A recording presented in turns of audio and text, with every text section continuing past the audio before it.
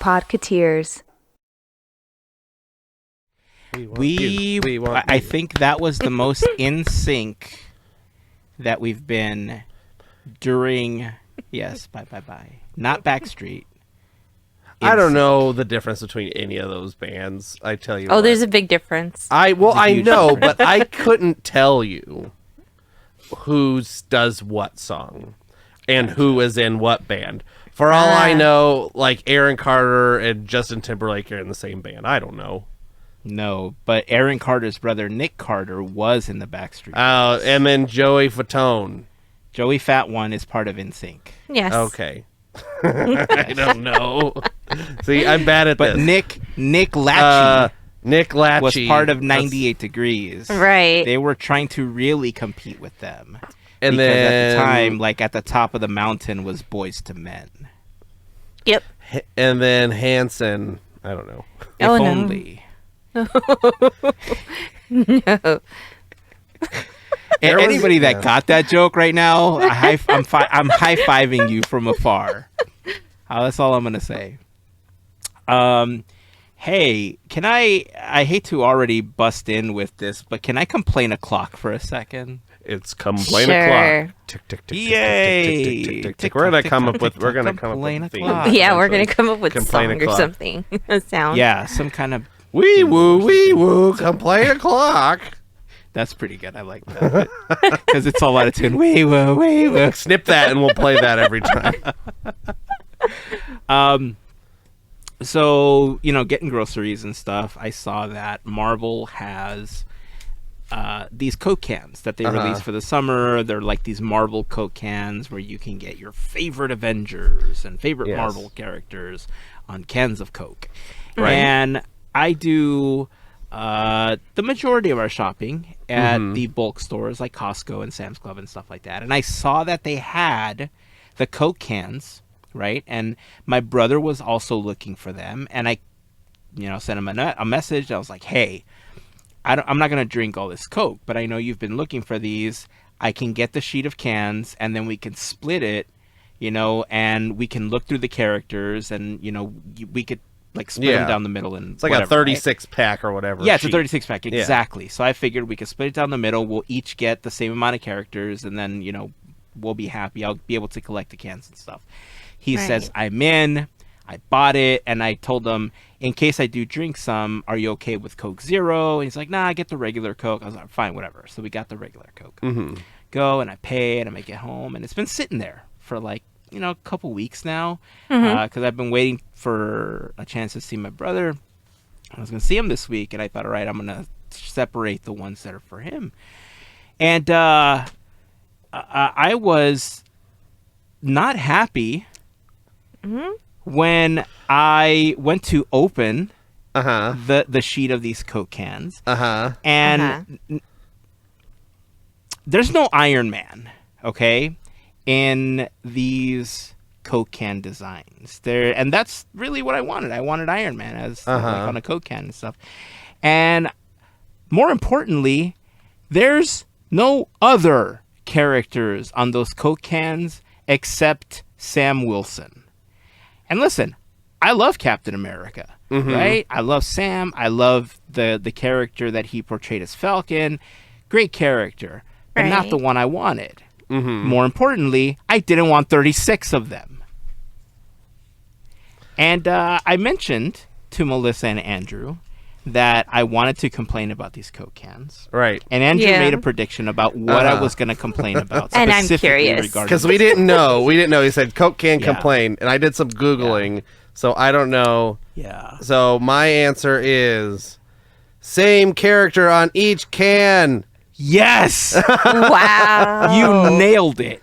Oh my God. I can't even begin to tell you how upset I was, because here's the worst part, okay? The side of the sheet of the cans, when you look at, like, if you've ever been to a Costco or a Sam's Club or something, everything's on pallets, right? Yeah. So they're all stacked on top of each other. And when you look at it, it's got all of the characters on the side of the package. And so I'm thinking it's a medley of characters on Coke cans. It's every character. You get them at random. Yeah. But what I didn't realize is that when you look at it from the top of the package, the featured character on all the cans is dead center on the top of the package. And I didn't realize this until I went back to look at the picture that I sent my brother, because I took a picture of the palette with the price and I said, hey, they have these at Sam's Club. Do you want me to get them? So I went back to look at the picture. Sure enough, each one has a different character on top of the Coke can package. That stinks. And I was like, damn. And it wasn't like, I knew that if I took it back to Sam's Club, if I had just like looked at it or torn the package a little bit, I could have taken it back, got my money back and everything. Right. But I obliterated that package. I didn't even think about it. I like here we go. It open. You're so excited. I ripped it open. I was. I didn't even pay attention to the separate like 6-packs that came out of the thing. Like I was just like taking cans out, separating them, like, you know, here's half for me, here's half for my brother, rip the box up. And then is when I went back and I realized, wait, why is Sam on all of these cans? What is happening with it? And you nailed it, Andrew. Yeah. So I started looking up the cans because you're talking about them. I'm like, okay, what characters are on these? And then I happened to like click on an, on Google image search, you can like click on an image and there's some related images and stuff. And somebody had torn open one of the 12-packs and it was like, hey, by the way, all the cans are the same. It's whoever's on the top spot, like on the 12-pack or whatever, or the 30 or the 24-pack or whatever. Whatever's on what's considered the top is what you're getting. And like the 12-packs and stuff, you could probably like look in the little handle and see what's in there if you're not sure. But yeah, that's kind of like, I understand why, because they probably all come off the printer and then go straight, they get all Chill printed box. in the same batch, filled up, and then put into the box. So they don't have like a mix 'em up machine, I guess. But I'm looking at, there's packs of bottles, and the bottles seem to possibly be mixed up. Yeah. Now the bottles aren't like as fun to collect as cans, the plastic bottles, but no. I still have the little Coke cans. I don't know if either of you remember this, but remember when they did the little personalized Coke cans at Downtown Disney, where you could get the tiny Coke can with your name on it or whatever you wanted it to say? I have one with my name on it. I got one that says Podketeers on it. I mean, it was a fun thing, right? It was a fun promotion. Yeah. And this was like, if I could have an Iron Man Coke can, that is awesome. It would go nicely with the other items of Sam Wilson. Wait, nope, that's not what's on my shelf. I have Iron Man stuff on my shelf. Which is funny, because today, the day we are recording this, apparently is Tony Stark's birthday.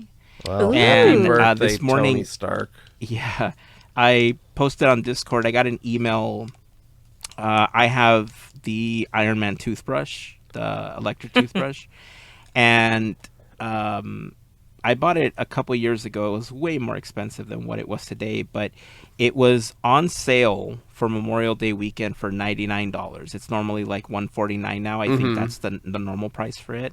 It was on sale for $99, but because it was Tony Stark's birthday, it was $65. Hey, Like with the discount code, like today.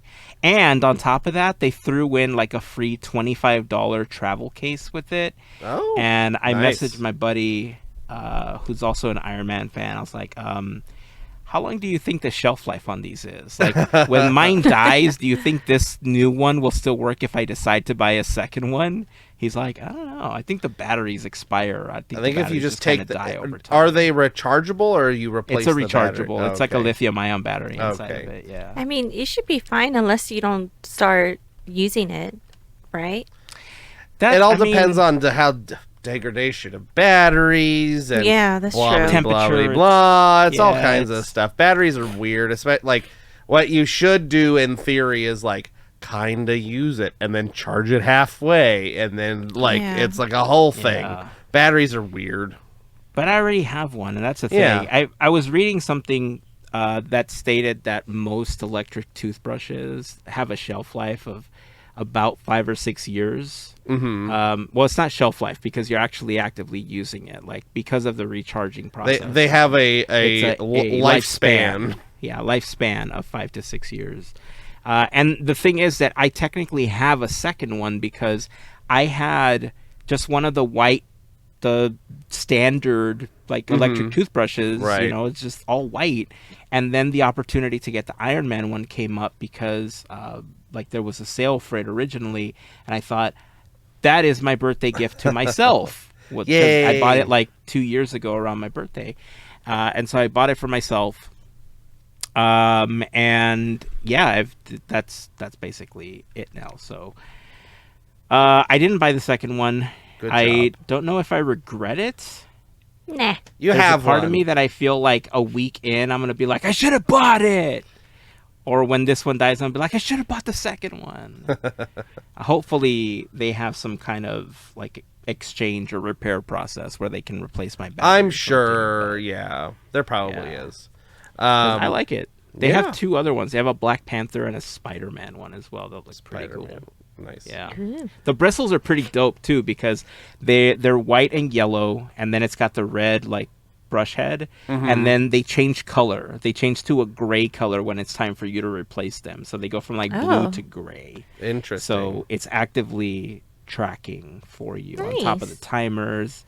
Get an electric toothbrush, everybody.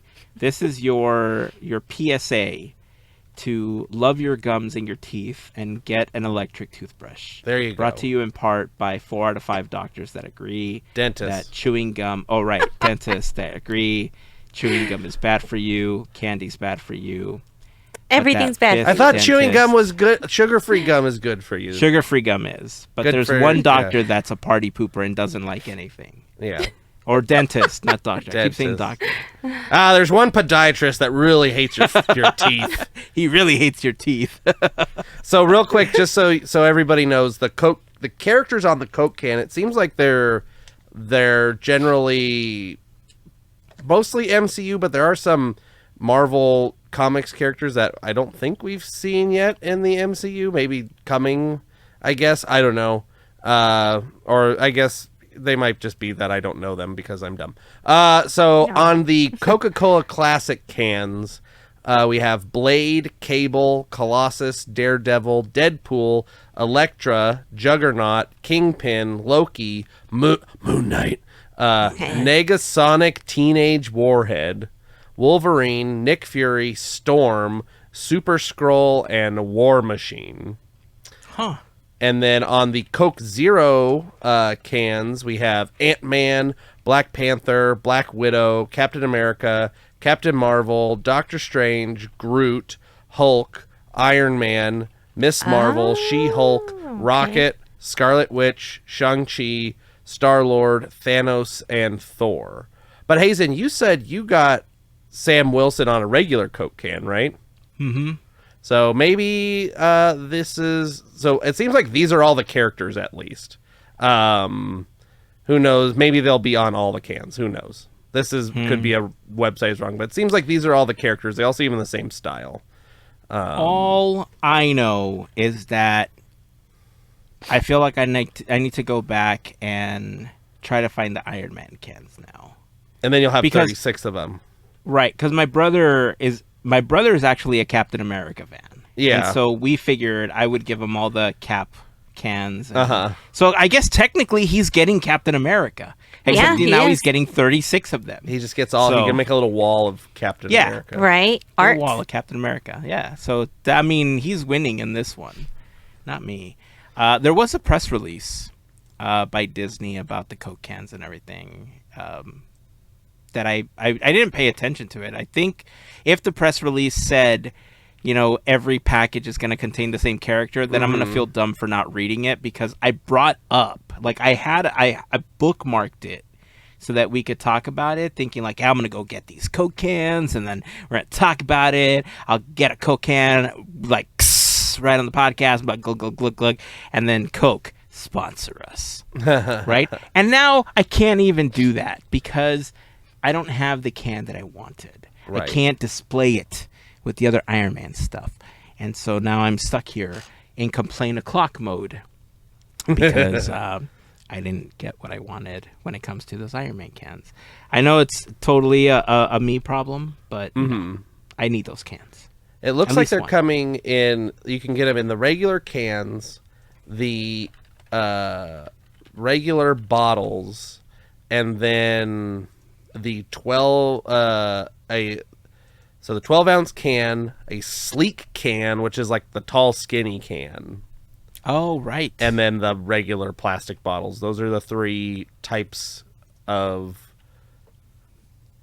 containers you can get your Marvel Choices. character on. Yes. Yeah. Your options. Receptacle. Deadpool was the other one my brother wanted. Ah. I remember Chimichanga. specifically he meant, yeah. The press release that I brought up, they call it an unprecedented global campaign. Oh, is this I think this is the one that I read on the Coca Cola website. Oh, is it? There's This is one I the read one- on the Coca Cola Here. website. It was very formal. I was like, what's going on here? This is the one that I'm looking at right now. This is the Oh yeah, okay. Marvel That's and a Walt Coca Disney Cola company. assemble for Yeah. an unprecedented global campaign. Two of the mightiest brands in pop culture are assembling for an unprecedented global campaign. On Monday, the Walt Disney Company and Coca-Cola launched Coca-Cola X Marvel, The Heroes, an innovative collaboration featuring some of Marvel's most popular characters. Okay, look. Wait. Innovative. Wait. We put characters on a can. We've done Innovative. This before. You're putting a little too much mustard on it. Okay. I'm on eBay right now, and I'm just looking at all the other times Marvel characters have been on Coca-Cola. I was about Okay. to say. I have a question. So my question here is basically they're saying this is Coca-Cola and Marvel, right? Yeah. Heroes. Since when is Thanos a hero? Oh, good point. Since when is who is the other one? Kingpin a hero? That's crazy. I was like, huh? What? Yeah. Oh, there was a whole trailer and everything. Wow. Ah, yes. Working at the record store. The As one day's does. slogging on. Oh, it's the Oh, comic there's book store. I'm Colossus. sorry. That's cool. And he picks up a waste management brand garbage truck. And here And comes here's Captain America. Smash. Oh, and it comes out of the comic and wakes Oh, all the okay. comic book Ooh. characters up out of their page. See, Daredevil. Uh-oh. And he Daredevil's Yes. in smells. little whatever Daredevil does. And he sees the fridge of Coke, and he jumps out of the comic, and he runs. A little tiny Daredevil jumps out, runs He across technically feels it because he's blind. Plot and then he twist. tries to open the. He opens the fridge with all the best. Coke cans, and then what does he do? He tries to pick one up, but it's pretty heavy. And there's a Ooh. statue of a silver man. Colossus. No, that's Colossus. Juggernaut And- was at the beginning. and he- I said it wrong. And now they're sneaking away with the Coke, but somebody blasted it away. Yeah. There's There's Natasha. Black Widow. Oh, Of course, I love Deadpool. Deadpool Just trying to chilling eat with but popcorn. can't. They got her a Coke. How nice. And then she drinks the Coke and goes, ah. And everybody cheers. And there's, somebody's like, hey, can I buy this And now comic book, please? He's like, do you "Can work stop here? drinking your Coke and charge me, please?" I would watch a movie of that. Like That was fun. like little tiny. It's like Night at the Museum, but in a comic book, and all the Mm-hmm. characters come out of the. Wait a second. What? Look at this. So, on top of the fact, I'm like reading. I scrolled down in this press release, and it 38 says the Marvel designs. characters featuring 38 designs, limited Uh-huh. edition products. Iron Man is not part of the Coca-Cola cans. He is on the Coke Zero can. I know, but So- here's the thing. Look at the Coke Zero can and look where it says is Captain America right there. So I think they just got them all mixed. Maybe they got some wrong. I don't know. Maybe. Let's see. 50 Why don't I countries go to across North America. eBay and see what I can find? This is craziness. Either way, you're right, Mel. They're not all heroes. There are some Man. villains in this. Yes, Iron Man is on the Zero, it looks funny. like. I know I've done a lot of complaining about Coke cans today, but that commercial could have been live. The little tiny characters could have been jumping around my office, and they could have given me a Coke can, and we could have done this whole commercial for free, right? And they could have been Disney, like, here. Listen, Disney loves free promotion. Yep. Okay? They love when people market for them for free. I Right. would have done it right now. You would have had, and it's a taste of a new generation. No, that's Pepsi. No, you're getting it wrong already. Is this why we didn't get the gig? Damn it. Drink a bite to eat. That's the old man. Dr. Pepper slogan, if anybody knows that. It's weird. Is that the Dr. Pepper slogan? It was an old one, like from like the 70s or something, or 60s. Drink a bite to eat. Dr. Pepper is filling, so you drink a bite to eat. Huh. Is the Does it have one now? Dr. Pepper 23 something, I think. 23 It's and just- me? Is that what Not it is? sponsored. Dr. Pepper slogan. Sponsored. Doesn't look like Taste there the is. rainbow? Trust me, I'm a doctor was in 2009. Drink it slow, doctor's orders. This Not is Mr. the Pig, weird though. That doctor. dude This didn't is the even get weird his degree. Google. This is the weird Google AI, so I don't know how much I trust. Gemini! What's the worst that could happen? That was a Dr. Pepper. I want it all. I'm a pepper, he's a pepper, we're a pepper. I knew that one. That's a 70s, 80s one. Mix it with milk. Most original soft drink ever. America's most understood soft drink. That's It's funny. A friendly pepper upper. King I of like that one. King That's a of good one. beverages. King of beverages was used from 1889 to 1914. Wow. The drink- Budweiser's? Isn't that like the king of beers or something? Well, maybe they stole it. The king of beverages. Drink a bite to eat at 10, 2, and 4 o'clock was used from the 1920s to the 1940s. It actually had times you had to do it. So 10 It says, and was part with of a your milk, Yeah. 2, With your on blood. ice. Yeah. and then at 4 with lime. Yeah, and suburban, I guess. I don't know. Oh. It says was part of a marketing campaign based on research that found people experiencing natural energy dips around 10:30 a.m., 2:30 p.m., and 4:30 p.m. Yeah. The campaign argued that Dr. Pepper's sugar could provide the equivalent of a bite to eat to combat these dips, and the numbers were even included on the bottle labels. Huh. Did Dr. Pepper ever come with a narcotic the way that Coke did? I don't think so. No. Coke was So bad. Coke's the only one that was basically drugging up. Everyone. Wow. Yeah. That's crazy. And now I want a Marvel can. Bring it on. The Marvel can. Oh, not boy. Not the other. I just want to make that clear. Okay. Yeah. Cool. Let's move on. Let's move Yes. on to another superhero. I don't know what to call him, but I don't know what we're talking about. I wanted to get your thoughts on a video that was posted over on Discord. A member of the FGP Squad, Miguel, posted it. It was a video of Northwest, Kim Kardashian and Kanye West's daughter at the Hollywood Bowl performing for the anniversary of The Lion King. Your thoughts on this video, if you had a chance to watch it?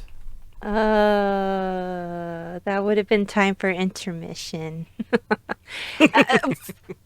I don't care for either family. I feel bad for this child. I don't have anything bad to say about this. It's a child, but the parents, I'm like, why? Actually, this isn't the first time something like this has happened. Now that we're talking about it, because I think it was their son that got to meet Messi. Yeah, the soccer it's not even player? the first time for North either, because North got a chance to perform at a Kanye concert. Like he brought We're it on like stage Con and said, Boo. Am I right? Yes. But You notice I'm trying not to say the names. Waka waka. But that's kind of a slap to somebody who actually should have that spot. It's like, why? Who? Disney? Why? Like, yeah. No. Yeah, it's I mean, it was, I'm assuming, a calculated step, and I think maybe backfired. Also, my wife, is on the TikTok and stuff for me and sees all this stuff, so she tells me about it. I didn't even know about it until you guys said something, and then she's telling me, and it's like some lady that a video she was watching, if I'm remembering this correctly, they were auditioning people, and they're down to like the last 3 kids to sing this, and then in walks Kim Kardashian, doot doot doot, and then all the other people were dismissed, and there you go. Basically, I don't know if she paid her way in or what, but here's the thing, like, if you know your kid isn't trained to sing, then you shouldn't put them in a position to get like now she's in a position where the internet is ridiculing her, and it's not her fault, right? And like, that's the sucky part, because she was not good at singing. That doesn't mean she's never going to be good at singing or can't be good at singing. That just means she's not trained in singing, doesn't know what she's doing. Like, she seemed comfortable on stage, which is, one part of the many parts that it takes to be a performer. And so having her parents force her into that, if that's, or buy her into that, knowing that she might not be the best singer on the planet, and this may blow up in their face. I'm sure they didn't think about that part at all. No. I don't think they care about that. Yeah, part. Exactly. But you would think that if you know your kid, like I work with kids all the time. Like, I do theater with kids, so I'm around singing kids all the time. And some kids, they know that they all could have been at the Hollywood Bowl and done. Basically every single one of them that I know. Yes, I mean, and some of them know, they're like, some kids that are in our productions, they just like to be in theater, and they like to be in musicals, and they come up front and they say, I know I'm not great at singing, but I like to be part of it if I can just be in the ensemble or whatever, to learn and build those skills until such a time where they grow. And taking singing lessons and et cetera, et cetera, et cetera. Some people, never learn because, it's not a hard thing. Like, I don't know how to sing. I don't either. I'm sure if I took lessons, I could figure something out. I just make it up as I go along, singing in the car. Who knows what that sounds like? So it's really all on the parents, and it's sucky that the internet is doing the thing that the internet does and is ridiculing a child for something that they probably had no control over, and it's something that's probably going to stick with them for some time, because the internet is forever. It is. Sadly, yes. And I'm glad you brought that up. I'm glad you both brought that up, actually, because that's kind of where I fall on all of this too, right? That she was put in a situation where, and I'm not exactly sure where the line is here. Like, I don't know if Disney knew this was going to happen, or I don't know if this was like an all Kim Kardashian thing. And I will just put it out there. I'm not a fan of the Kardashians. I've not ever been a fan of the Kardashians. I think they're very self-serving. And this is just an example of the many things they do in that nature. And Keeping Up with the Kardashians is coming to Disney Plus, right? So I wonder how much of this was Disney influenced and or Kardashian influenced to help promote the show. And now we're in a situation where the narrative of this entire thing can, like this, be shifted into North is such an amazing performer and singer. She was at the Hollywood Bowl for her first performance in The Lion King to celebrate the anniversary. It's a milestone for Disney, but the internet attacked her. Now she's a victim of the internet. where it was technically her mother that put her in that situation, right? Yeah. And if it was a promotional thing for the show, it makes me feel worse for the child, because her mother set her up for failure to promote her show, if that's the case. Yeah. Right? And that's a horrible place to be in as a child, and a horrible place to be in as a parent, to purposely set up your child for something like that. On top of the fact that it is disrespectful to all of the performers that have been there for years, celebrating, performing, doing everything that they can, dismissing all of the work they've done to get to the place where they're at as performers during this milestone performance, by the way. Right. For her to not even wear the costume that Simba's supposed to wear. She was in pajamas the whole time that looked like supposedly a lion's mane because it was yellow and fuzzy. I think that was I'm reading a little bit of it. That was like she was dressed like that by the costumer, so that's not her choice. Well, I'm reading either on way, costumes. that's not Simba's right costume now. for the Lion King. Correct, but nobody's wearing. I mean, Nathan Lane was just wearing like a suit. Like everybody, all the performers were just wearing stuff. Okay, like they weren't dressed up. I'll walk that one back then. All right, I'll take that one back. All right. Either way, but I'm on with you the rest of it. Yeah. Mm-hmm. Either way, she's not trained in any way. You know, if she had been practicing, for months, and we heard, hey, Northwest is going to be the special performer for Simba, and she's been like rehearsing for the last 6 months to a year or whatever, and she turned out to be that way, but she was actively trying. Hey, different story. Great shot. Right. Great shot. Keep working at it. Great job. Great performance. You had a lot of, like you said, she. One of the biggest things about performing, regardless of your age, is the confidence of being up on stage, right? And she was definitely confident. Right. I'll give her she that looked comfortable on stage. 300% comfortable on stage. And that's the first barrier. But I think that also has to do with the fact that I think in her family, any attack that comes in towards them is seen as it's just the haters and we just let it bounce off. Who cares what people think about us, right? And who knows? She may come out of this completely unfazed, and if she's strong enough to do that, more power to her. I know there's plenty of people that are not strong enough to come out of something like that unscathed. Right. But there's plenty more that I can say, but it's going to come off really mean-spirited. It's also like you never know. Like performers have bad nights. Who knows? It could be like, hey, all of this went great during rehearsal, and then something went bad. There was no rehearsal.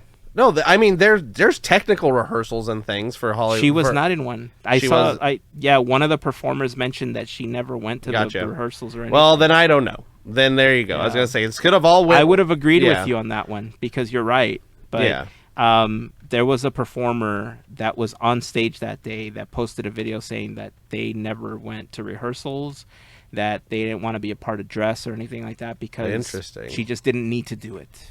Oh, and you know who was there? Everybody else probably. Yeah. All the the star-studded cast. Everybody else was probably there. Yeah. I wish I remember who posted it, or I wish I would have saved it. But there was one video that the guy, I'm going to try to find it, but the guy was saying, what a better interpretation of the Lion King than having Northwest up on there, because the entire story of the Lion King is about a Nepo baby that is just looking to be king when he doesn't even know if he's going to be king, and he's just like singing this whole song about how he is going to rule, and that's exactly what happened. I was like, all right, that's a perspective. I was like, I don't 100% agree with that, but I can see where you made the parallels to that. Trying, right? Sometimes there's reaches, right? Like, look, I understand that if it was a purchased performance, I don't know if I was in the same situation and I could do that for my kids. I can't say that I wouldn't attempt it, but at the same time, I know what goes into a lot of that, and I would at least want my kids to put an effort, forward to make it sound good, to be an actual performer, not just like, hey, you got this thing, show up on performance night, right? Like, I would expect them to really put some work in if that was the case. But, different worlds, I guess. Yeah. The other performers, just so everybody knows, were Billy Eichner, Bradley Gibson, I believe, who was the original singing voice of Simba, Ernie Sabella, Heather Headley, Jason Weaver. Oh, no, maybe I got those mixed up. I think Jason Weaver was the singing voice. Jeremy Irons, Lebo M. Really? Nathan Lane, and Jennifer Hudson, and Northwest. Yes, I saw a video of Jeremy Irons singing his, Be Prepared. That was actually shared on Jim Cummings' Instagram. Aww. Because the story goes that Jeremy Irons sang like the first 2/3 of the song, but then got sick and didn't finish it. And so Jim Cummings sang the last little bit of Be Prepared. Yeah. And so he shared it and was like, you did it, because he sang the whole song. Aww. That's so sweet. That's cute. That's awesome. Well, if you have any thoughts on Northwest performance, join the conversation over on Discord. If you haven't joined our community, it's super simple to do so. Podketeers.com/links is where you'll find a way to join us there. While you're on that page, you'll also find some of the other things that we're generally asked about, like our latest episode, the link to the Quizneyland playlist, a playlist for our Armchair Imagineering episodes, anything that we're currently raising money for with Teamboat Willie is there, a link to our YouTube channel and Larry's YouTube channel, Goofy Guys Adventures. Make sure that you're following both of us. Larry goes live from the parks a few times a week if you want to share in his adventures. And we are slowly trying to make it to 1,000 followers on YouTube. We just crossed the 500 subscriber threshold last week, which I was super happy about. We were all super happy about it. Yeah. So our next milestone is 1,000. And podketeers.com/links is where you can find all of those links, including the Discord one and a link to the FGP Squad, which I'll talk about in a moment. But let's keep it civil. We are talking about a child. Regardless of whether she's a Kardashian or a West, it doesn't matter. She is a child. So let's try to be civil about our conversation, regardless of what her parents do. It's not her fault. She's not her parents. So, but we'd love to hear your thoughts on any of that. Before we continue, let's jump right into plugging the FGP Squad so we can say thank you to all of them. The FGP Squad is a wonderful group of listeners, which we call our podcast Fairy Godparents. They called themselves the FGP Squad, and it is their support via Patreon that helped make these episodes of Podketeers possible. If you want more information, again, you can head over to podketeers.com/links or podketeers.com/FGP. There you will find a link to our Patreon, a little information on what the FGP Squad is all about, a list of some of our top contributors, and more. And if you have any questions, please feel free to reach out to us. We'll be happy to answer any questions that you might have. But being a part of the FGP Squad family gets you some additional perks, like access to exclusive discount codes anytime we release new Podketeers gear, random giveaways, access to a special section of Discord, access to our happy hour calls when we get an opportunity to do those, and more. So again, podketeers.com/FGP. And of course, to all of the members of the FGP Squad, we just want to send a huge thank you for your continued support. All right, Andrew. What'd I do? You went to the parks this last weekend. I sure ding-dangin' did.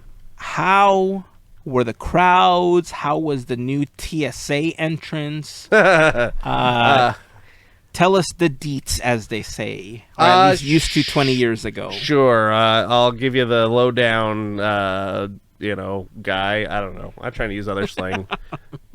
Yeah, so we went Saturday, Sunday, Memorial Day weekend. Busy as you can imagine. Saturday, actually, I was surprised, was not as busy as I would have imagined it would have been for a holiday weekend. Manageable for what Disneyland is now. Sunday was quite a bit busier, more towards what I was expecting, but still not wall-to-wall people. So yeah, the crowds weren't horrible. A little bit busier on Sunday. Saturday was fine, surprising. But yeah, let's see what else happened. I bought some pins. I can show you some stuff I bought. Yeah, I bought this. I saw this on. This is a Indiana Jones. It's hard to see because my camera won't focus on it. Like it. That is so it's cool. The sign. It's super shiny and gold, and then it swings open. And then inside there's a Goofy in a Jeep, and then Mars shooting a laser at him. Nice. So that's there. You can find that on the internet, I'm sure. It looks silver, and then not gold. It's reflection. Yeah, it's just like glare. it's like shiny gold, but it is definitely gold. Oh, I see it now. Now I see it. And then this other Indiana Jones pin. Oop, back here where the light is. There you go. Let's see. What if I move the light? There we go. Hey, if I move the light. Nice. Mickey and Donald in a Jeep. Anyway, so I bought two Indiana Jones pins. And this shirt, I bought this shirt. It's got Donald Duck on it. Nice. It says Disneyland. I like when they just say, it starts on this side, Disneyland, and it doesn't say resort right there. Yeah. I just like when it says Disneyland. Same. So you could buy that shirt at Disneyland, but you could buy the Trash Panda shirt on podketeers.com. could. This is true. If you want to own a T-shirt with Trash Panda on it. You can. Podketeers.com/gear. Yeah. Let's see what else happened. We did everything. It's kind of weird that the whole one side of the park is just basically closed, with Mansion being closed, Winnie the Pooh, and soon to be Tiana's is all just nothing over there. So that I think impacted a little bit of the crowds. And while Haunted Mansion is down, they added Genie Plus to Lightning Lanes to Pirates of the Caribbean, which just makes it a nightmare. That attraction should not have Genie Plus. None of them should, but that one does not need it. Anyway, what else happened? I don't know. I ate some churros, rode the rides and stuff. Pixar Fest was going on, and that was busy. My wife got a Doug popcorn bucket. That's really cute. It's in the other room. It's huge. It's huge. It's like this big. Nice. Oh, wow. And it has like a rubber tongue. Like it bounces. And it talks. So that was good. There's a lot of like multiple events going on right now, which is weird. Like there's like Pixar Fest is going on. That's like the big one. But then Season of the Force is still like half up. So there's like still Season of the Force stuff in Tomorrowland. And then what was the third? Oh, and then Donald Duck's 90th birthday is going on as well. So there's like Donald Duck's, like not a ton of stuff, but there's some Donald Duck stuff going on. It just seemed like a lot was going on. Yeah. Mainly Pixar Fest. We didn't catch the stage show that's in the Fantasyland Theater, but we did watch the parade in California Adventure, and that was fun. That was a nice little parade. I think it's called like Better Together. Yeah. And it's cute. I liked it. They had, the characters, newer. There's a lot of like the newer Pixar. So there's Turning Red, Luca, Soul. They all had big floats. Am I missing one? Elemental? Had a big float. No, they didn't. Onward? There wasn't any Elemental. No Onward. So I also remember Lightning McQueen was there. There was the dump truck from the Pixar Play Parade that had Woody in it. There had to have been another one or two. Oh, Up. But There was Up. But Yes, were but- Ham and Heimlich in every iteration of both of those. A part of them They as weren't well. in it whatsoever. I was so sad I cried. That's horrible. Aww. I did not cry. That's a but yeah, callback to last week's episode for anybody. Yeah, go watch the draft. Right. Yeah. But yeah, it was a cute little parade. It would be a good parade if it stuck around for a while. I'd be happy with that. It's a little shorter than some of them, but it's something nice little. They definitely put work into this parade. There's new floats and characters and stuff. The Turning Red float was great because they had all the 4 town guys plus all of her and her friends, and That's then cute. Also the guy in the cardboard panda costume. Oh, that's cool. All were on the float. That's funny. So that was fun. What else? Did you get a chance to watch Fantasmic 3.0? We did not watch Fantasmic. I had a feeling it was going to be too crazy. Busy. Yeah. I did talk to some friends about it and was told it was fine. Hey, cool. I'll just watch it on YouTube. I heard it was fine. It's basically, if anybody doesn't want spoilers on Fantasmic, don't listen for 2 minutes. They just have Maleficent on a stick. It's just the B mode when the dragon didn't work before and she just come up and just stay up there. That's fine. That's just what happens. She's just up there, but now there's a projection of a big bramble on it or something. Okay. Peter Pan is back too. Peter Pan is back, which is good. But then I heard they changed some blocking and some other stuff was just randomly changed. Yeah. Some music doesn't flow as well. Yeah. Really? The steamboat part at the end has 1/16 of the characters. Yeah, there's Buzz and Woody and here you go. That's it. So it's not even the 6 full characters size now. Oh. Yeah, I don't know if that was just because it was opening weekend Maybe. again for it, and it was and they're working stuff out. That's what I'm curious to see in a month. See what's going on. Yeah. Because the magic carpet wasn't there either, and so people are speculating, did that get burned in the fire and it's not working because they had the magic carpet on the island, right? Yeah. Or if that wasn't working that day or what. So there's some speculation on that. We'll see when it comes back. It's Fantasmic. I'm a partial to original Fantasmic and think they should have left it, but that's just me. And it's nostalgia mostly, but with the dragon. But basically when they added the new dragon, stop there, and then not change. Then stop there. Just keep it the same forever. I'm surprised they didn't go with the water screens and just do a full projection of the entire. I'm scene. surprised they didn't do something. Yeah, really. At least here. This is. I was talking to some people about this, and this is what I think is happening. I think they needed to get Fantasmic back up, and so they're doing whatever they can. They basically took this time to dig the carcass of dragon out of the hole, probably, and make sure what is there is safe, and got the show back up so it can run and eat people like it's supposed to do. And then there will be another something coming in the future. This is it could be 5 years from now, who knows. But I think that there are plans, but something needed to be done sooner rather than later. So they had to do something now, and then they had to make it look like, the dragon's gone, but Peter Pan, everybody loves Peter Pan, that's back. We can just switch that back in. That's easy. And then in a couple years, this is my theory anyway, that there'll be either a new dragon or a new something in that spot that is impressive. But it just couldn't happen in that short of amount of time, and they needed the show to get back up. So that's what I think is happening. My favorite phrase to say, only time will tell. What happens with that.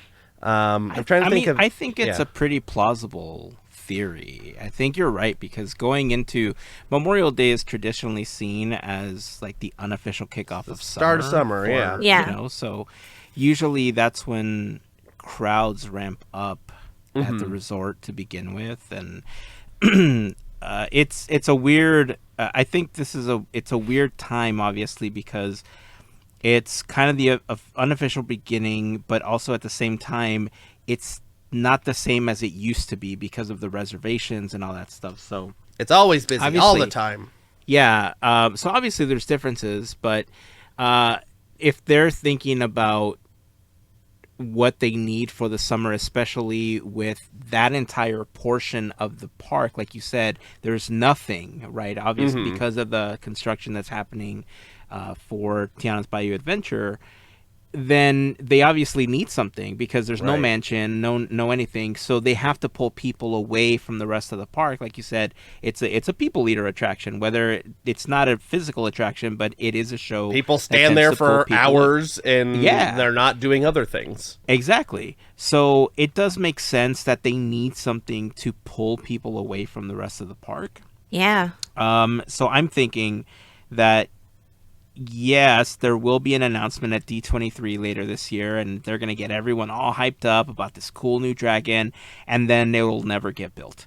And then we'll just have this version of Fantasmic forever, because that's just what Disney does. They announce a bunch of stuff, and then it never gets built now. Unless it's at a foreign park. I think it's too soon this D23 to announce it. That's my prediction. Jeez. I think it's farther away than we think, so I think next D20, the following D23 is when they would announce it. For like a 2027 installation. Well, didn't they announce when they were building Galaxy's Edge? Didn't they announce it like 2 D23s before it even began construction? I think so. Probably. And then Yeah. the I mean, one it after had happened. the map. So The yeah, that model? would be 5 Yeah. years. So you're right. So technically, if they do have plans of bringing another Maleficent dragon to Fantasmic, Maleficent, okay, not Murphy. Listen to me, Maleficent. There you go. Public announcement, PSA. If they do plan on bringing another dragon to the show, 2029. yeah, it makes sense, right? Because they announce it at this D23, then they don't do anything for 3 years. They announce it at the next D23 again, and they're like, we're finally close to this. And then Right. they give us like half of what they introduced at this D23, and then we're happy because we got something new, but then they only did half of it because, again, all the money went to the foreign parks. The money didn't go to the So- foreign parks. Oh, that's That was- right. They paid All the for it Imagineers- all the All the Imagineers went Imagineers are to over there. Except So for basically- Paris. Yes. So basically, by the 75th is what Yeah, we're going to 70 see something. Yeah. 75th 75th. anniversary, we'll have a new dragon, and then Say, you heard it here first. and like, Podketeers on the Start scoop. rumor now. Right? Breaking news. But what if it does happen? And we are saying it now. So you know what? We'll come back in 5 years. That's so Yeah. What's going to happen is once ITM reports that we said it's happening, that's when Yeah. you know it's really We made it. a thing. Make sure to put it in the description of the Yeah. of the And episode credit so they us, can damn search it. Yeah. That's the name of the title right there. The title card. Maleficent coming back to Fantasmic. In 5 years. In schedule set. Yeah. Timeline funny. given. But yeah, so that's fun. I'm trying to think of anything else we did. You know, it's kind of a standard visit. I do have a complaint o'clock. Complain So o'clock. complaint o'clock. Tick, tick, yeah, whatever we did. I don't remember. Complaint o'clock. That's what I think it it did was. something Perfect. like that. Who knows? Yeah. So in downtown Disney, they have this Disney dress shop, right? Uh-huh. It's called the Disney Dress Shop. On a picture, there's on a sign, there's like a dress, right? It's called the Disney Dress Shop. They just moved it. They just took over the Wonderground. They moved that, and Wonderground's Oh. gone, and that's in their Disney Dress Shop. I would like you guys to guess how many dresses were in the Disney Dress Shop. Did you look at the prices? No, I just want to know how many dresses you think are in there. Different Like dresses. styles? Like different, like, you know, what, this is all one style of dress and one print in the sizes. Not like, all right, there's 47 of the extra larges or whatever. How many different individual styles of dress are in the Disney Dress Shop? At least when I just went. I'm going to say 3. Heyzen. I judging by your tone, this sounds Yeah. like a Coke can situation. I'm going to say there was one style and 10 dresses total. Like 10 different designs. Melissa there was 3 designs of dresses Oh, okay. in the I win. Disney dress shop. Wow. 2 of them had the same print on it and were a different style, and then one was different. There were tons of t-shirts, button-down shirts, bucket hats, all kinds of stuff. I bought some socks and a button-down shirt from there, but there was 3 dresses, and they weren't even like in the window or in a thing. They're like behind a thing. It was that's bananas. sad. I was like, they need to change the name of this to like Disney's, I don't know what, but So I think it could still be the dress shop, but you said that the logo has an actual dress in I'm it? pretty like, I'm gonna look it up.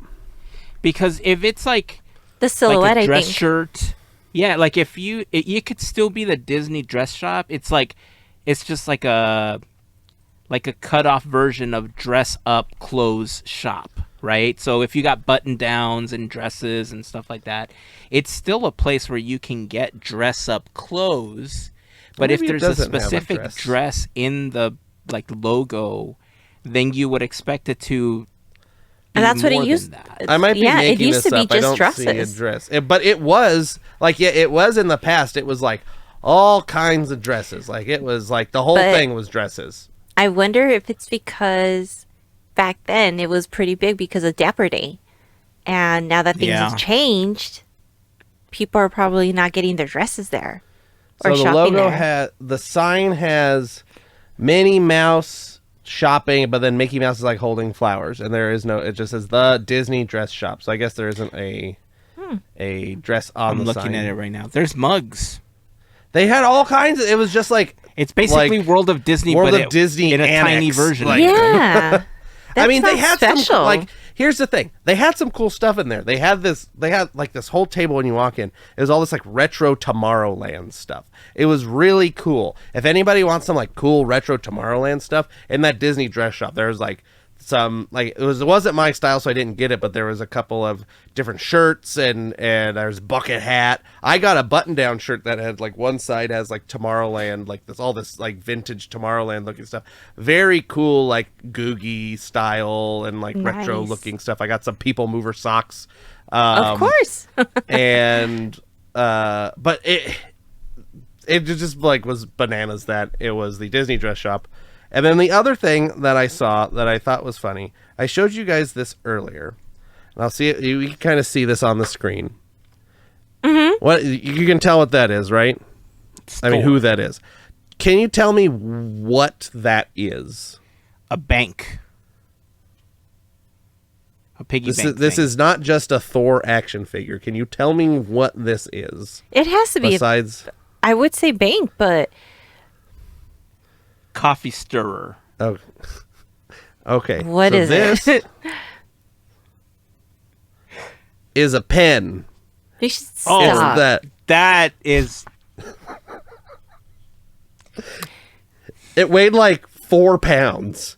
It That's- was the heaviest pen I've ever held. that is a choice somebody made design wise. So they also had You could buy They yourself had- carpal tunnel. Woo! All right, Disney. they had all these pens are bananas. Like there's no point in these pens other than like if you're only allowed to have pens at your desk at work, you're like it's a pen so I can have. What you happened know, to these little things? Like Oh, these they are- had those. Oh, They okay. had So I'm those. like, we went from this to Then they had, where's the other That. one that I took a picture of? So these ones aren't as egregious, but I still think they're funny looking. This is Woody, but he has the longest legs on the planet. That So they is a had design choice. Somebody. they had all the Yeah. princesses, the heavy duty ones. So they had the Mandalorian and Grogu, just like that Thor one. They had paperweights. they were so heavy. They had one, it was a lamp post as the pen, and then it had the lamp hanging off the one side, and then Spider-Man hanging off like the other. It was so unbalanced. I just thought this was so ridiculous. I'll have to try Okay. and find Okay, the Disney store in Europe, you can get this Thor pen. How much are they? On the Disney $20. store in Europe, it's £14. So $20. Euros. Yeah, so $20. I don't know. I need to buy a That's lottery ticket. They had a Loki pen to go with the Thor pen. I'm trying to see what other. I remember the Mandalorian one, but it was just insane. Let's be honest. That's an ugly pen. Okay, Well, very ugly pen. It's a horrible design, and the bad thing about it is that when you think of people visiting the resort from a souvenir standpoint, there are people that will go and they will buy the shirts and the I don't know if they still have the Spirit jerseys or sweatshirts. Yeah, they do. Oh, yeah. Cases, right? Right. But there are going to be the families that are visiting one time a year that aren't pass holders. They once or twice every year or whatever. And sometimes their kids just want like a small souvenir or something. And after spending all that money, most of those families will say, I'm just going to get like a pen or something, the cheapest thing you have. And then they'll look at this $14 pen and be like, how is this the cheapest thing? And then they'll get it because their kids want it. And now their kids are stuck with this horrible looking pen. This Thor action figure pen. Like why? They could have done so much more with these. Like pencil toppers or pen toppers are so much easier to make. Why don't you make it so that it like removes, you put on another one after and use it again? I don't know. I don't like the design. That's why I took a picture of it. I picked it up out of the bin and I was like, what is this? Because it had like this plastic wrapped around it. And so I pulled the legs off because there's like obvious slit, and I was like, it's a pen. This doesn't make any. It weighed so much. You can't write with it. Like there's obviously you cannot write with this pen. I like Mel's comment. You can buy yourself carpal tunnel. Just saying. Let's see what else happened. I can show you this picture of Buzz Lightyear got stuck in a sassy pose. The animatronic. Buzz. He was just stuck like that. Everybody is walking past the line, and he was just stuck like that. We did get to see the Big Al, the big carving of Big Al over in California Adventure. Oh, and how was that? It was It was great for one, but something I didn't know. I don't know if anybody's talked about. There's like audio with it. Really? There's like a recording, and it's like Big Al talking. His mouth doesn't move or anything, but there's audio. That's so cool. Playing that's like, well, I woke up and I did the thing, and then that's cool. And then there's a loop of a couple different things that happen. Now I'm not sure like if they're triggered by just time or motion or what. I'm really not sure. Somebody was trying to put their magic band up to it, but that wasn't doing anything. So I don't think it was magic that's band. Smart. It is. To try the magic band is a smart move. So the Big Al is where the lockers were for Grizzly. Yeah, right. They moved the lockers. The lockers still exist. They're just not there anymore.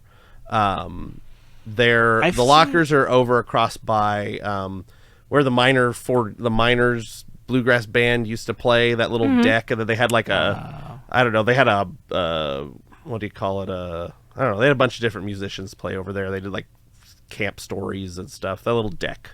Yeah. Yeah. I've seen a couple pictures posted online. How big is it? Big. I mean, it's taller than me, or about as tall as I am. Nice. Oh, okay, so it's pretty beefy then. It's. I'm trying to Yeah, it's probably, maybe it's a little shorter than me, but around, because the base is a log of a tree. I'd say across is probably 3.5 to 4 feet. Wow, that's a pretty good size. Across, yeah. It was because they don't have a lot of space back there to do the giant bear that's outside of the store. Correct, right? It's not that big, but it's probably 5.5, 6 feet tall. not and maybe bad. That's 4 cool. feet around, 3 to 4 feet around. It's decently. Let's see. I wonder if you can hear. I had walked past. I have a video.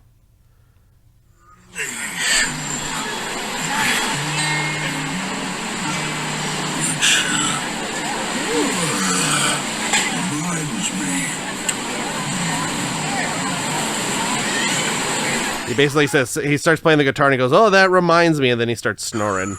That was Thanos. That's why my phone Thanos speaker, and there's like stuff talking in the back. I am about inevitable. the Coke cans. And how that's he's cool. a hero. He's a hero. Him and what was it, In his mind, Juggernaut he and is. Kingpin, they're all heroes. Listen, Ew. I'll say this: every Earth's- villain thinks they are doing the right thing in their story. So to Like them, 90% they of are them, a that's, hero. That's true. Think of Thanos, think of Killmonger's story, think of like any villain, their story exists because they think they are doing something right in the world. And to everyone else it seems wrong, right? But to them they are the hero. I mean, people So died. that's why Thanos is complaining about the Coke cans. I'm not going to give this one up. Yep, I don't know what to tell you. Other than that, it was a good trip. We got to see, a couple of friends. You got to, go around the park, eat some food, buy some stuff. Had some churros, as always. Had chimichanga. I got cherry Coke. Nice. We did Small World and Tiki Room to honor Richard Sherman, so I made sure we did those. Yeah, all in all, is a good trip. Little short one for the weekend, but had a good time. And saw some dumb pens. Some dumb pens. That's a highlight. No, it was a pen, not a highlighter. No. I know. I was like, that's not what I said. That's funny. Well, I guess that's actually a really good transition into talking about that, because I think it was a surprise to all of us to find out. I mean, he was, in his mid to late 90s already, but still, it's always a surprise to hear when we lose, another Imagineer, a Disney legend, and in this case, Robert Sherman we lost some time ago, and Richard Sherman. As the Sherman brothers were just such a big part of Disney and the modeling of the music that we hear, and that's such a big part of just Disney in general, right?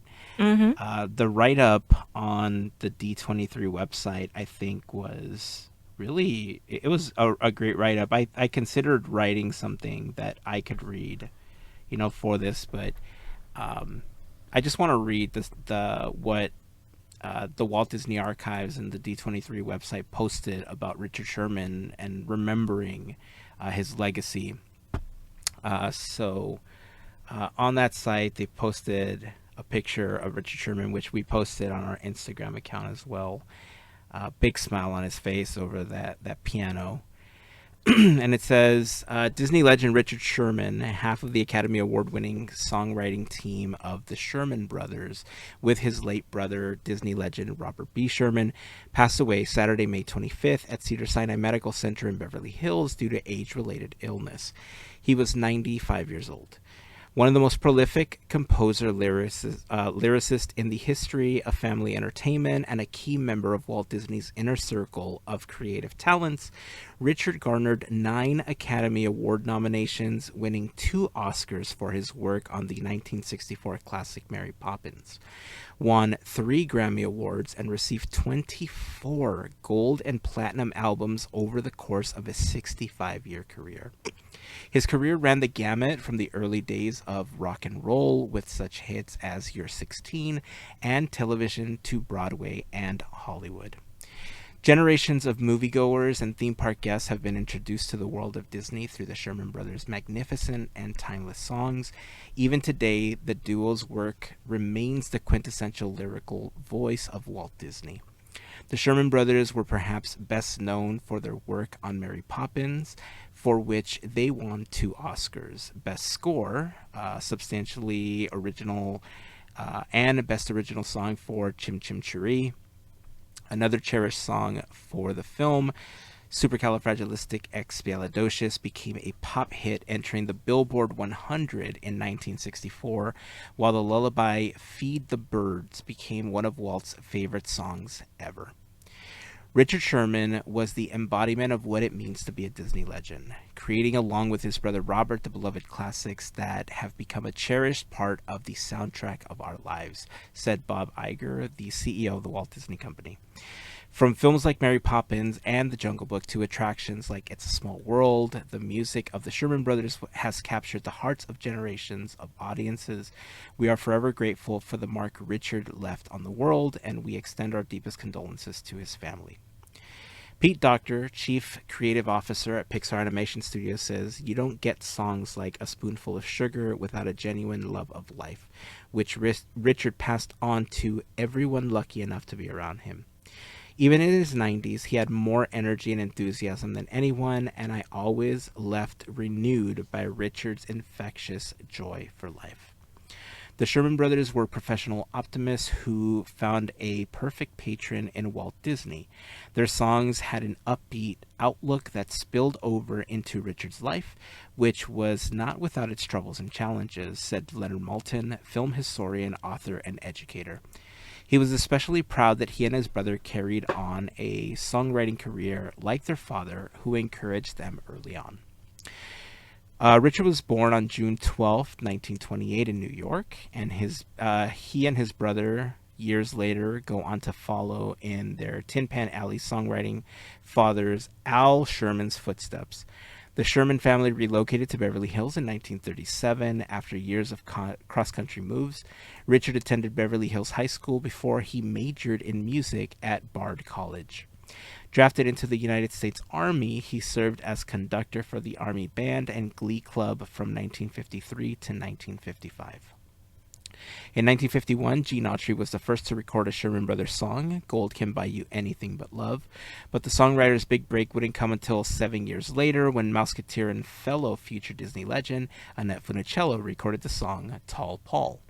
That tune peaked at number 7 on the charts, selling more than 700,000 singles. The success of such songs caught the attention of Walt, who hired the Sherman Brothers as staff songwriters for the Walt Disney Studios. Their first assignment, write a song for the made-for-television movie The Horsemasters in 1961, starring Annette Funicello.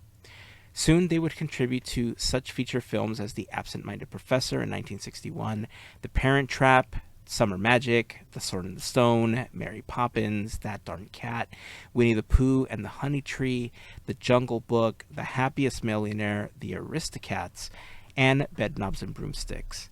They would ultimately write more than 200 songs for 27 films and 24 television productions. They also contributed music for a number of theme park attractions around the world, including There's a Great Big Beautiful Tomorrow, the Tiki Tiki Tiki Room, and It's a Small World, the latter of which Richard once described as a prayer for peace. In the early 1980s, the brothers returned to write songs for Epcot Center, now known as Epcot, and Tokyo Disneyland, including One Little Spark and Meet the World.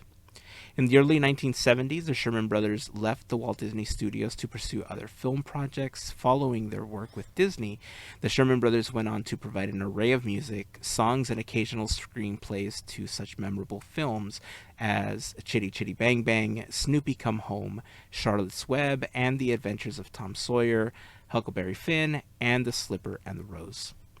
The Sherman Brothers made history in 1973 by becoming the only Americans ever to win first prize in the Moscow Film Festival. The Russian equivalent to the Oscar was bestowed to the Sherman Brothers for their musical The Adventures of Tom Sawyer, for which they penned the script and songs. In 1976, The Slipper and the Rose was selected for Great Britain's annual Royal Command performance, and this film similarly features a Sherman Brothers screenplay and musical song score.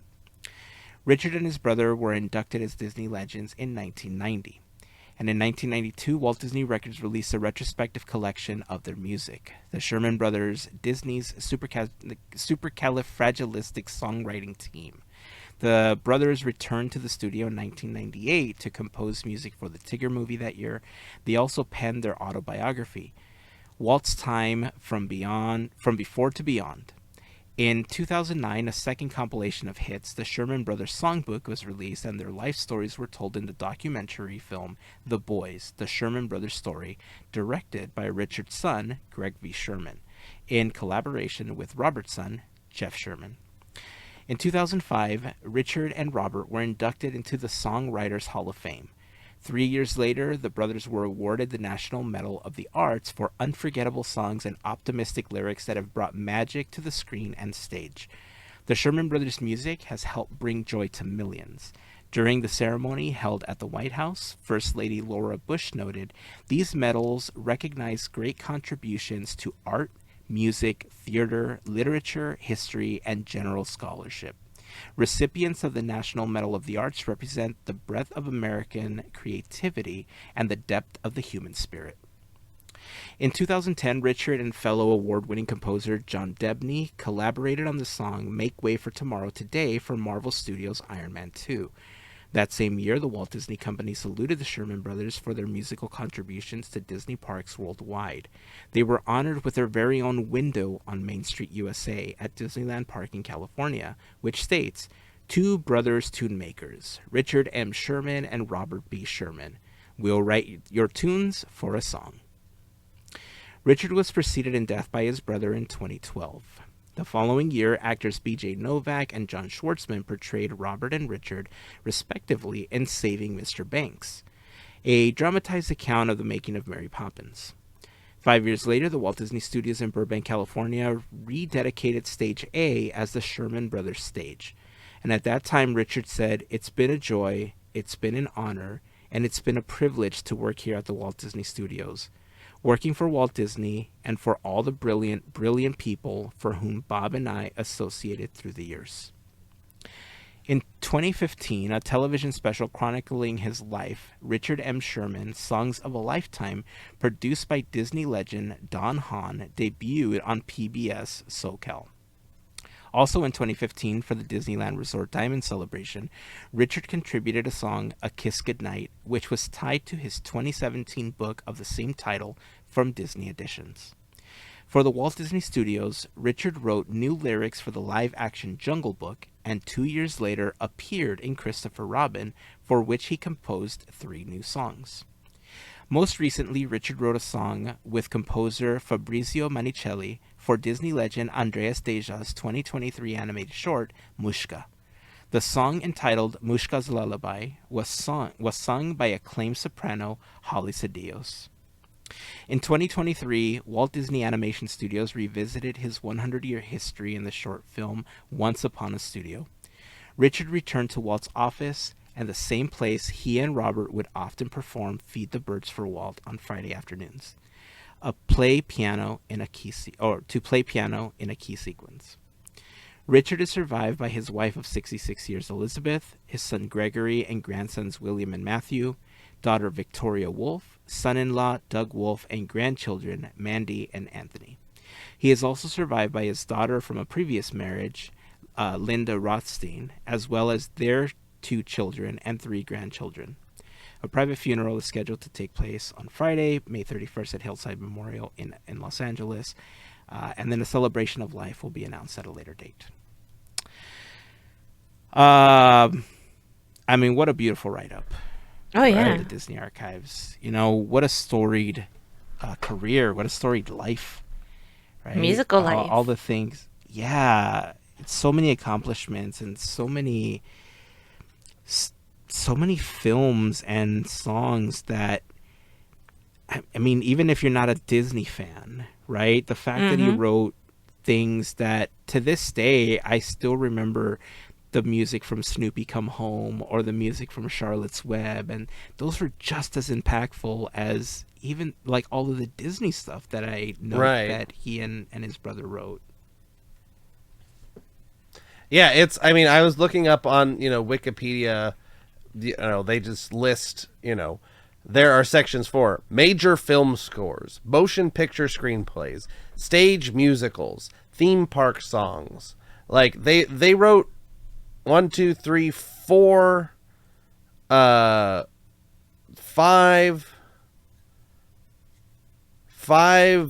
I mean, if you don't count adaptations from movies, they wrote 4 musicals just in the whilst they were doing everything else. Something called Victory Canteen, another one called Over Here, one called Dogs, and one called Busker Alley. And that doesn't include Chitty Chitty Bang Bang, Mary Poppins, Jungle Book, any of the Disney adaptations, Bedknobs and Broomsticks, all these other adaptations that have been, used, based on the songs that they used in the films. It's just, so much that it's amazing that, a pair of guys, a pair of brothers were just, these 2 guys did all of this stuff. It's really like they must have loved it, or there was something else going on, but a passion. Exactly. To work until, you can't work anymore. That really means you love it. You're doing it for something more than just the money. That's for sure. Yeah. So, to bring a little light to this, I think it's quite interesting. So we were at Disneyland, when this announcement happened, and he passed on the 25th, and we were in the parks on the 25th, and the announcement came out on the 25th. So I have a feeling that that this is kind of like the Betty White situation or the Queen, where they're like, we have that whole thing you just read, Heyzen, I think has probably been written for 10 years, and they've updated it, because you never know with some of these, you don't know how long people are going to live, and you want them to live forever. We really do. But people are human beings, and they're going to pass on at some point.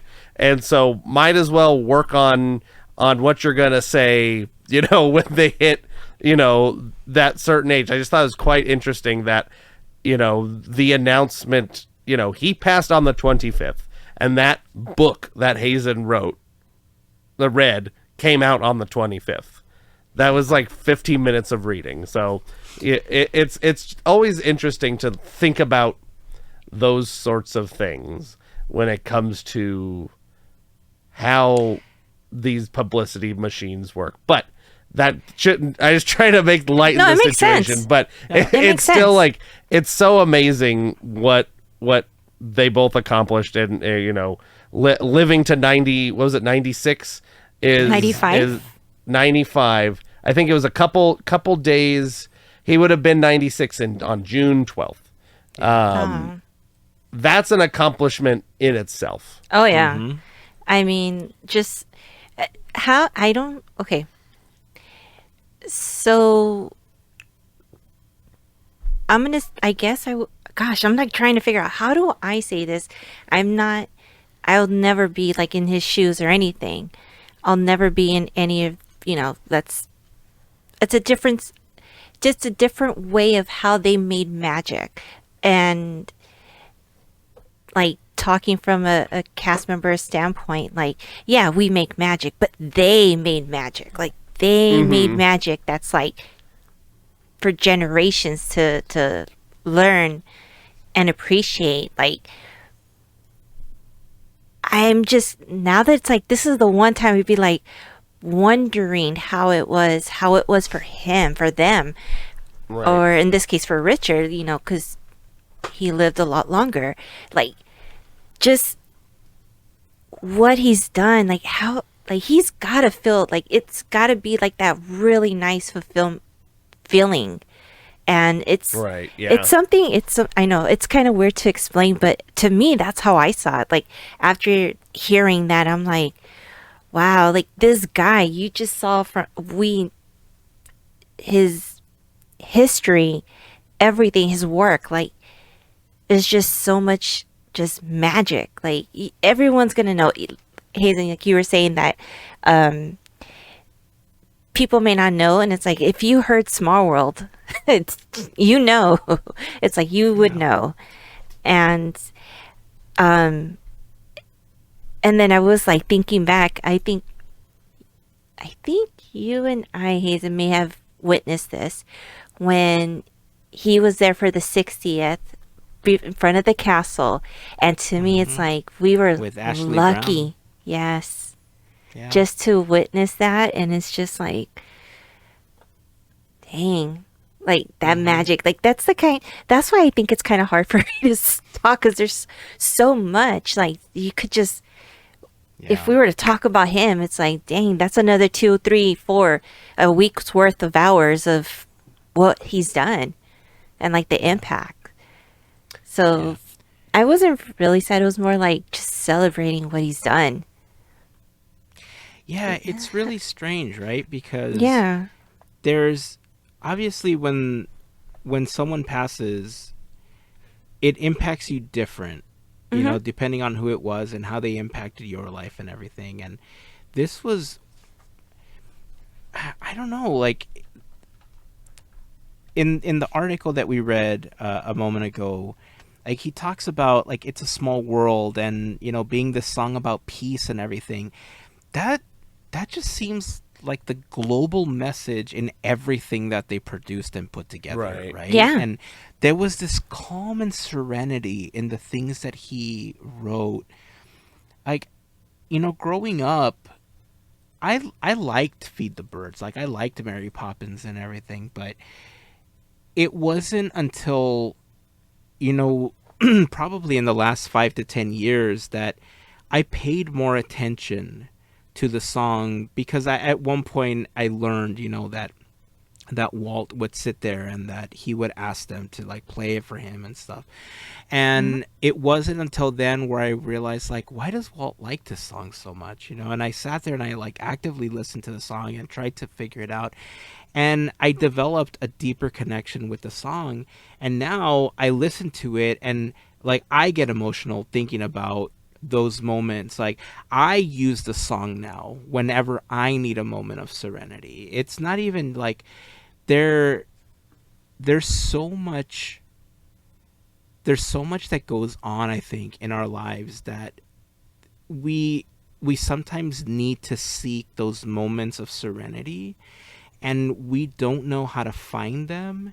And whether you find them in your own practice or a practice that you learned about that somebody else was doing, and in this case it's listening to something like Feed the Birds, I can't even describe to you how that song makes me feel. Like it disconnects me from everything, and from lack of a better term, I feel like I'm just kind of floating.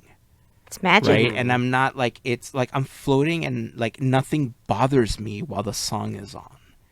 Right? And then the song is over and oh crap, it's life again. Right? But replay one more time. There's something, like there's something so magical about everything that they wrote, and it just makes me think and wonder how much of the new lyrics were written for It's a Small World. Because if you remember, several weeks ago we talked about how he had approached Bob Iger about new lyrics for It's a Small World for the anniversary, and Bob Iger's like, do it, let's add new lyrics. So I'm wondering if we're going to have those debuted sooner than D23, given the situation, and if we're going to have, like, you know, if there's going to be like a celebration of life and stuff, if we're going to have someone like Ashley Brown, who sang Kiss Goodnight with him, you know, sing the new lyrics or do some kind of... No, it's going to be a bunch of kids. We know who it's going to be. It could be. Oh, jeez. Or do you think Julie Andrews will... Julie Andrews the can't effort? sing. This is the thing. Julie Andrews can't sing. That's why she Right. doesn't sing Oh, that's anymore. true. I know, but do you think she would put forth the effort this time to do it? I don't. But the thing is, I think Julie Andrews is unable to sing. That is, that's like why she does. It's not like it's hard. She is unable to sing because of some. But will she show up? Happened. Sure. She could Yeah, totally I'm show sure- up. She'll be I'm- there. yeah. Yeah. I'm Also, sure she'll be I was looking through the Wikipedia page for Richard Sherman, and I just wanted to know, did you know the full name for the It's a Small World that happened at the 1964 World's Fair is Pepsi presents Walt Disney's It's a Small World, a salute to UNICEF and the world's children. That's the full title of the attraction. It's all in quotes, just so you know. Yeah. It's the longest title on the planet. They should have kept it. Yeah, they should have kept it. Pepsi presents Walt Disney's It's a Small World, a salute to UNICEF and the world's children. Also, he won a 1984 Golden Video Cassette Award for best-selling video cassette of all time for Mary Poppins. I don't know why that's on here. He didn't. I don't think he won it. They got missed that in the D23 article. Yeah, they How didn't talk dare about. they? Or in 1985, he got his Mouse Scar Award at the Hollywood Bowl in front of 20,000 people. Oh, crazy. And yeah, in 2010, the Theater Museum Career Achievement Award. Yeah, there's just the Wikipedia page is just full. Like, it's a very long Wikipedia page, as one might imagine. Yeah. It's bananas, and I guess thank you, Richard Sherman and the Sherman Brothers, for all the Magic. good memories, all the magic, all the nostalgia, all the everything, the soundtrack of our lives. Yeah. They say pretty that much. about a lot of people. They say that about a lot of people, but this is one that you can really kind of you can say it for real. They also wrote he wrote Magic Highways, the theme song to Rocket Rods. Oh. I didn't know he wrote that. I mean, I shouldn't be surprised, right?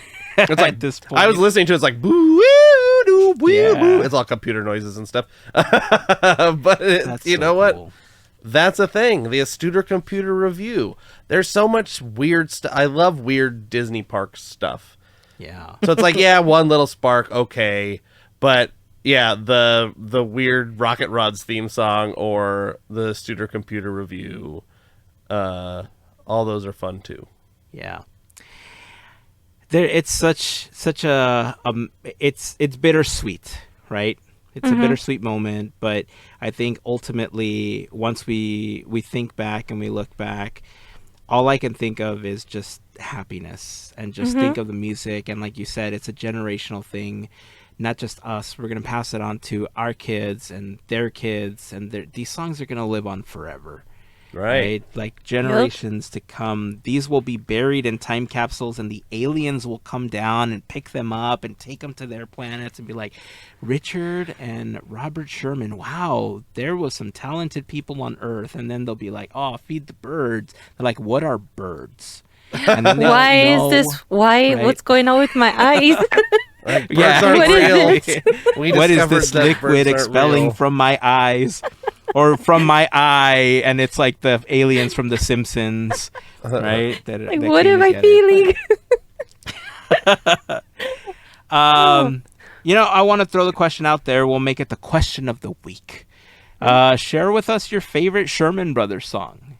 You know, the catalog is vast. And if you can't share just one, don't share just one. Tell us what your most favorite ones are. We would love for you to join the conversation over on Instagram, Facebook, Threads. But we would love for you to join the community over on Discord. Just like we mentioned earlier, podketeers.com/links is where you will find the link that you can click on to join us over on Discord. But, you know, you can also leave a comment on the YouTube video if you're watching us and joining us over on YouTube. We'd love to hear your favorite Sherman Brothers songs. So, do you wanna? I'm sorry to put you both on the spot, but do you have a favorite Sherman Brothers song that you wanna just throw out there? I'm gonna have to answer on Discord because there's so many. Like, I can't. You can't choose, right? So No. yeah, one that I've always loved because it's silly is the Ugly Bug Ball. Do you Oh, know the yeah. Ugly Bug Ball? That one's What? the cute What song. a weird song. Mm-hmm. I don't. It was just written for. It was written for the film Summer Magic, which is just kind of like a whatever film. I don't know. It has Burl Ives in it. Haley Mills, Burl Ives, some other people. But it was one of those songs that was on those compilation CDs, you know, the ones that are like the colorful cover with the Mickey ears. They're like, yeah. It was on there, and I don't know. It caught my ear, I guess, and it's got I'm trying to think of one that's a little out of left field because how can you not love the Tiki Room? Like I have to, right? If I had to choose, it's probably the Tiki Room. Anything in the Tiki Room, but there's so many to choose. It's hard. How do you pick? I wonder if this is going to be a regional thing once we start getting some answers, because I'm thinking that if you grew up like in like going to Walt Disney World, you're probably going to be more inclined to like It's a Great Big Beautiful Tomorrow. Boop, boop. Yeah, exactly. Although unless you grew up in the 60s I was LA. about to say yeah, but because it's had such a longer lifespan at like in Florida, I wonder if like you'd be more inclined to choose that. But maybe. I like, for me, it feels like a cop out, obviously, to say Feed the Birds, even though I kind of use that as like a calming, like meditative song. So I won't choose that one, but I think I want to go with the song that you were talking about earlier, Mel. I want to go with the Kiss Goodnight, because I remember him talking about it and him telling the story about how Walt wanted people to be able to leave the park and to use that kind of like as your kiss goodnight as you're leaving the park, for after the day there. And I thought that's like, it's such a sweet like the whole idea. I know that there's like the whole like Uncle Walt thing and all stuff like that, but that's like something my grandpa would say, right? And like to hear something like that was so heartwarming to me that it stuck with me like all these years later. And so if I can't choose Feed the Birds, or if it seems too vanilla, because I know I get accused of being so vanilla in my answers sometimes. Heyzen loves Feed the Birds and Mickey Mouse. Yeah, exactly. So boring. I'm gonna go with a Kiss Goodnight. So tell us your favorite Sherman Brothers songs in any of the comment sections to any of our things. So I think that's a good place to leave it on a happy note and a good recollection. Any final thoughts before we wrap up this episode? There's supposed to be a Quizneyland this week. But I got back from Disneyland and I haven't done it yet. So it'll come at some point. I apologize for everybody if you're waiting, I don't know, you're waiting with bells on. I don't know. You're waiting for something, bated breath for a new Quizneyland, and it's not coming. It'll be there. I'm sorry. If it helps, it'll be there. The episode will post, and people that are, have some podcasting app or something will know that the episode is there. But I probably won't post it on Instagram unless I'm reminded for like 2 weeks. Yeah. So, that's just how it goes. There will be a now. Quizneyland. There'll be some questions. I got some good ideas when we were at Disneyland. I got some good ideas for some questions. Yeah. Oh, I saw some Pizza Planet trucks too. I saw those while we were there, so that's fun. Nice. Tell me more about them next week. We will. I will. I saw a couple about of them next week. So, all right, that's it. That's gonna wrap it up for this week. Until next time, keep dreaming, keep moving forward, and always remember to pass on the magic. Have a fantastic week, everyone. Bye. See ya.